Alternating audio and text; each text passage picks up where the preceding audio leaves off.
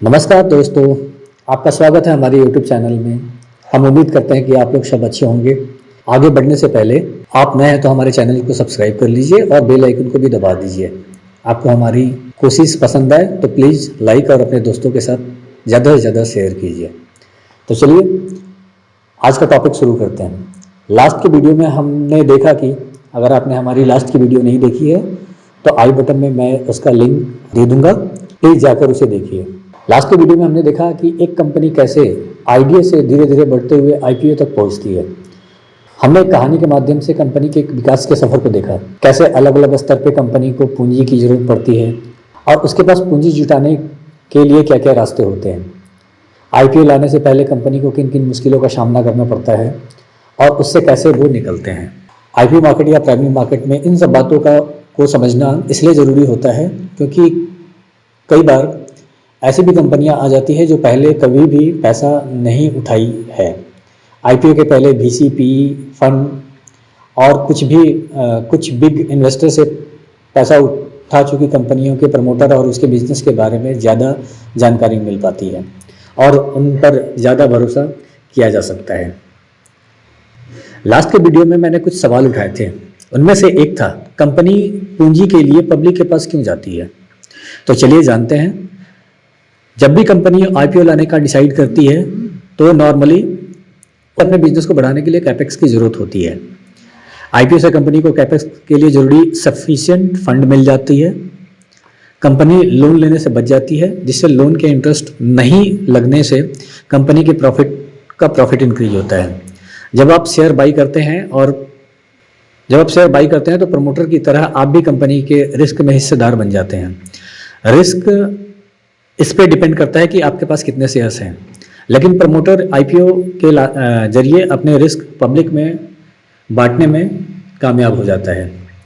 इसके अलावा आईपीओ से पूंजी जुटाने के कुछ और भी बेनिफिट हैं, जिससे कंपनी के स्टार्टिंग के इन्वेस्टर को अपने इन्वेस्टमेंट निकालने का मौका मिल जाता है। दूसरा, कंपनी अपने एम्प्लॉय जो काफ़ी सालों से कंपनी में काम कर रहे हैं उनको रिवॉर्ड के रूप में शेयर्स देने का एक मौका मिल जाता है और उसकी विजिबिलिटी बढ़ जाती है। जब आप शेयर मार्केट में आईपीओ लेकर आते हैं तो आपको लोग जानने लगते हैं और आपके बारे में समझने लगते हैं। अब हम लास्ट वीडियो की कहानी में वापस लौटते हैं और उसे आगे बढ़ाते हैं।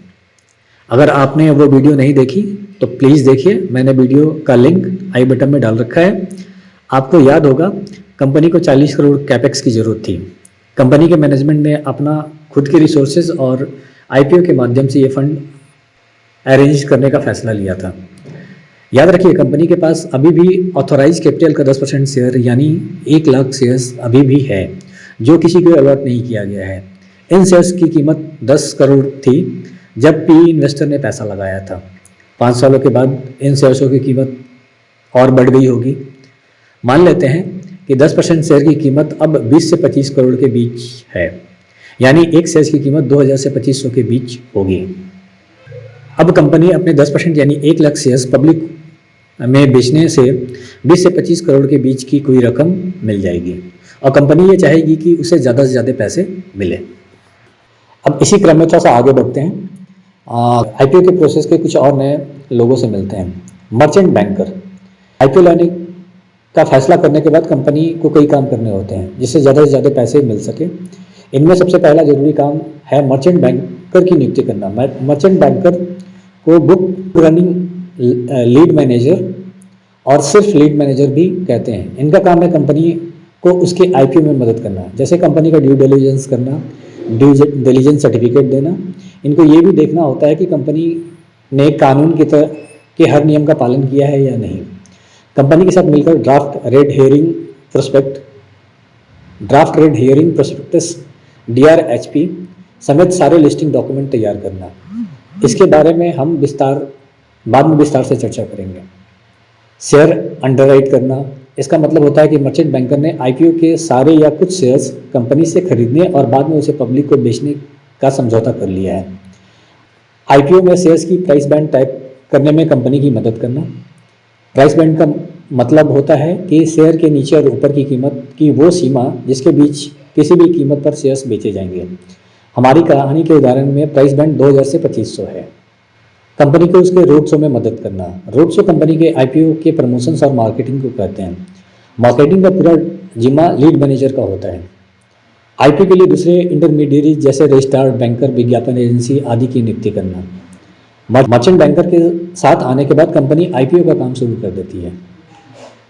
तो चलिए इसी क्रम में आगे समझते हैं कि आईपीओ से जुड़े कुछ और घटनाक्रम। IPO sequence of events. IPO में हर कदम सेबी के नियमों के मुताबिक ही उठाना होता है और ये कदम इस क्रम में उठाए जाते हैं। मर्चेंट बैंकर की नियुक्ति।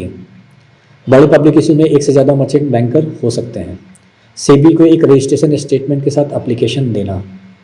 सेबी से आईपीओ की मंजूरी लेना। डीआरएचपी मतलब इशू को शुरुआती मंजूरी मिलने के बाद कंपनी को अपना डीआरएचपी यानी ड्राफ्ट रेड हेयरिंग प्रोस्पेक्टस तैयार करना होता है।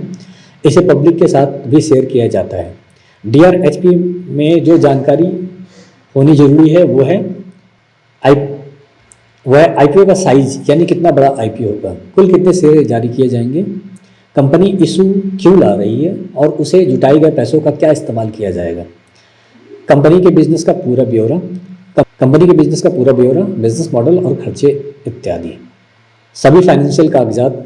मैनेजमेंट के नज़रिए से आने वाले समय में कंपनी का कारोबार कैसा रहने वाला है। बिजनेस से जुड़े सभी रिस्क, मैनेजमेंट से जुड़े सारे लोगों की पूरी जानकारी। अब समझते हैं आईपीओ मार्केटिंग। कंपनी के आईपीओ से जुड़े विज्ञापन जारी करना जिससे लोगों को आईपीओ के बारे में पता चल सके, इसी काम को रोड शो भी कहते हैं। प्राइस बैंड का तय करना। कंपनी बाजार की उम्मीद से बहुत अलग प्राइस बैंड नहीं बना सकती है, नहीं तो लोग इसे सब्सक्राइब नहीं करेंगे।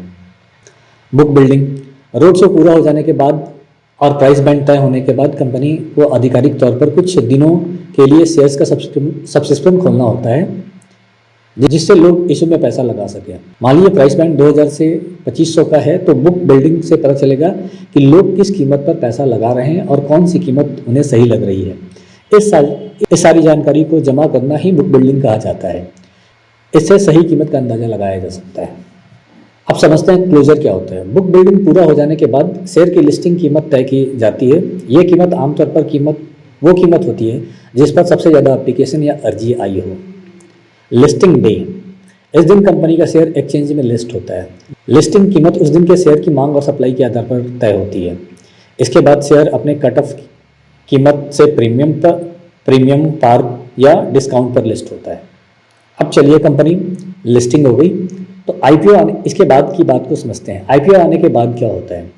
जब तक आईपीओ का इशू खुला रहता है तब तक निवेशक आईपीओ के प्राइस बैंड के भीतर ही अपनी पसंद की कीमत पर शेयर की बोली लगा सकते हैं या बिड कर सकते हैं। तब तक इसे प्राइमरी मार्केट कहते हैं।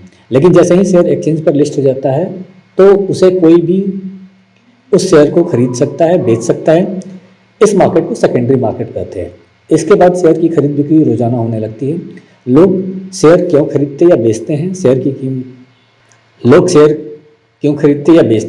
की कीमत ऊपर नीचे क्यों होती है, ऐसे हर सवाल का जवाब हम आने वाले वीडियो में समझेंगे। अब समझते हैं आईपीओ से जुड़े कुछ खास शब्द जिनका उपयोग आईपीओ में किया जाता है और उसका मतलब समझते हैं। Under subscription. मान लीजिए कंपनी ने पब्लिक को 1 लाख शेयर्स बेचना चाहती है लेकिन बुक बिल्डिंग के दौरान पता चलता है कि सिर्फ 90,000 शेयर्स के लिए ही बिड आई है, तो कहा जाता है कि इशू अंडर सब्सक्राइब हो गया है। ये कंपनी के लिए अच्छी स्थिति नहीं मानी जाती है क्योंकि ऐसे में ये माना जाएगा कि पब्लिक को इशू पसंद नहीं आया। Over subscription. अगर 1 लाख शेयरों की इशू के लिए 2 लाख बिड आ जाए तो कहा जा सकता है इशू 2 गुना ओवर सब्सक्राइब हो गया है। फिर तीसरा जो वर्ड होता है वो ग्रीन शू ऑप्शंस। अंडर राइटिंग एग्रीमेंट के तहत इश्यूअर को ओवर सब्सक्रिप्शन की स्थिति में अतिरिक्त शेयर अलॉट, आमतौर पर 15% करने का अधिकार होता है। इसे ओवर अलॉटमेंट ऑप्शंस भी कहते हैं। Fixed price IPO. कई बार कंपनी प्राइस बैंड की जगह शेयर की कीमत तय करके आईपीओ लाती है जिसे फिक्स्ड प्राइस आईपीओ कहते हैं। प्राइस बैंड और कट ऑफ प्राइस।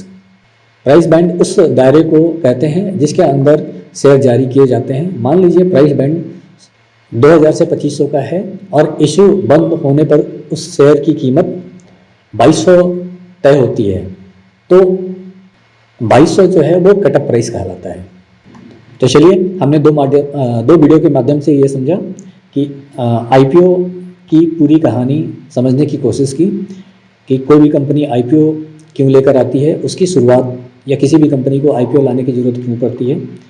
तो मैंने इन दोनों वीडियो के माध्यम से आईपीओ के बारे में कुछ विस्तार से बताने की कोशिश की है। आशा करता हूँ कि आप लोग को ये वीडियो पसंद आई होगी। अगर ये वीडियो पसंद आई और इसने आपकी जानकारी में कुछ और नया वैल्यू एडिशन किया है तो मेरे चैनल को सब्सक्राइब कीजिए और अपने दोस्तों के साथ ज़्यादा से ज़्यादा शेयर कीजिए।